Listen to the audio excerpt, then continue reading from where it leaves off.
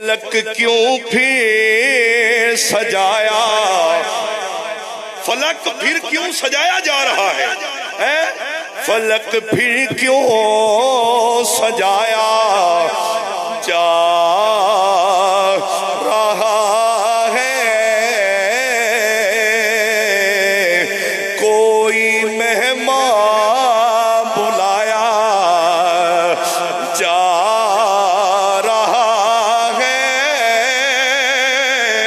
کوئی مہمان بلایا، ایڈی کنجوسی نہیں چنگی یار، فلک کیوں پھر سجایا جا رہا ہے۔ اب جبریل کہتے ہیں کوئی مہمان بلایا جا رہا ہے، کوئی مہمان بلایا، ہاتھ چوک کے بولو نا، وجہ کی ہے مہمان کیوں بلایا جا رہا ہے؟ اب پوچھتے ہیں جبریل وجہ کیا ہے؟ اب فرماتے ہیں شاعر نے لکھا انہیں دولہا بنایا،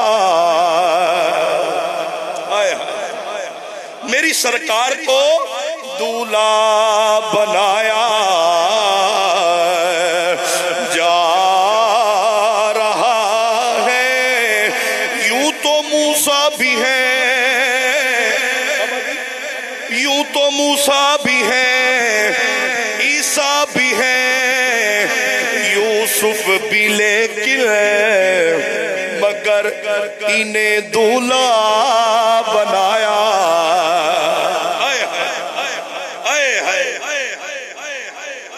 انہیں دولہا بنایا، انہیں دولہا بنایا جا رہا ہے، فلک پھر کیوں سجایا جا رہا ہے، کوئی مہمان بلایا، مینوں تو لطف بڑا آ رہا تھانوں نہ آوے، کوئی مہمان بلایا، اب رب نے فرمایا اے جبریل جنت میں چلے جاؤ، سونا جنت میں کیا ہے؟ فرمایا میرا یار ام ہانی کے گھر آرام فرما رہا ہے، جنت میں جاؤ میرے یار کے لیے سواری کا اہتمام کرو، 417 کے غیور مسلمان سنی بھائیو، اب جبریل جنت میں گئے، دیکھتے ہیں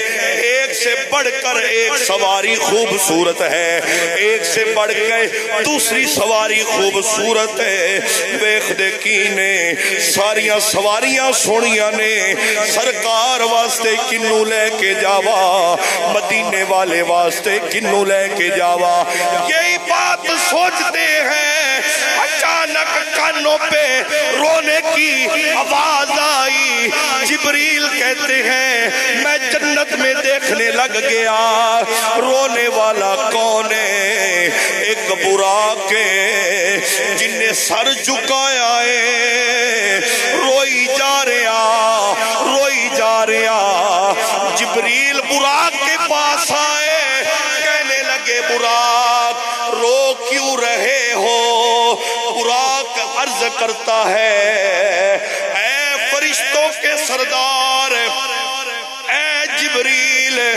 ہمیں پتہ چلا ہے آج یار نے رب کے پاس جانا ہے، یہاں سے ایک سواری جائے گی، کہ تو رونا کیوں ہے؟ اب براق کہتا ہے یار کے لیے تو وہی جائے گا